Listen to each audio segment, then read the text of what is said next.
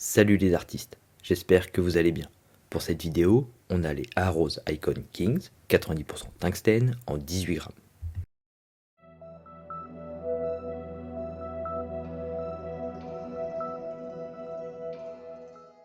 Sur l'avant de la boîte, on trouve en haut le logo Arrows et le nom du modèle.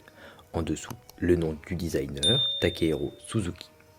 Au centre, on a un premier visuel sur les fléchettes avec en dessous les caractéristiques, le pourcentage de tungstène, le poids pour chaque fût, leur diamètre et l'approximation de poids de 0,05 g.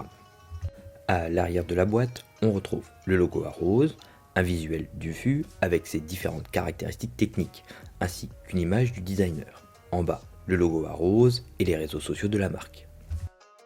À l'intérieur, on retrouve les 3 fûts Arrows Icon King, 3 tiges Super Grip jaune taille intermédiaire, 3 ailettes standards Arrows Quantum, 3 pointes noires ainsi que 3 pointes blanches de rechange. Le fût mesure 41 mm de long pour 7,3 mm de diamètre. On a une grande partie lisse sur l'avant du fût avec quelques anneaux simples au niveau de la pointe et 3 anneaux simples juste avant le logo Arrows. C'est plutôt esthétique car cela reste assez lisse au toucher. Pour ce modèle, le centre de gravité se situe juste après le centre du fût, au niveau du double anneau. Un 7 sur 10 pour le grip. Le double anneau, situé juste après le logo Arrows, permet une bonne prise en main. Le grip en dents de requin offre une bonne accroche également, mais les triples anneaux ne sont pas optimales, car on ne profite réellement que du dernier anneau, le plus grand, pour avoir de l'accroche au bout des doigts.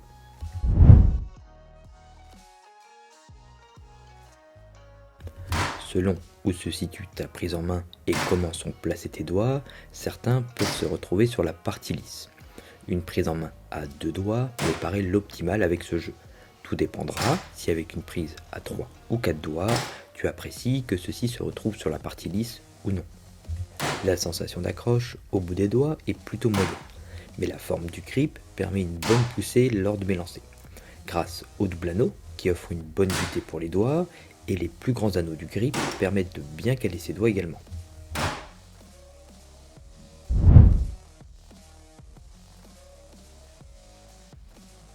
Sur cible électronique, l'angle d'entrée aura peu d'impact en fonction de la taille de tige utilisée. Cela aura plus une influence sur la vitesse. Avec des tiges courtes, on a ici un gain de vitesse. Avec la taille intermédiaire, on a un vol correct. Et avec la taille médium, on a un vol plus stable mais plus lent.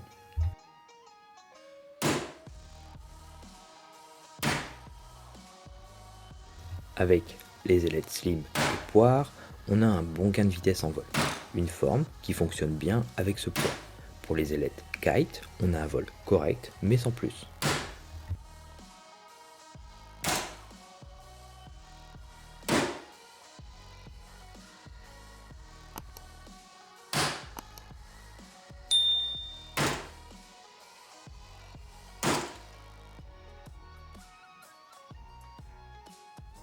En utilisant des ailettes standards, on a un vol plus stable mais assez lent. Avec les Dimplex, le vol est trop lent, pas forcément adapté à un jeu aussi léger.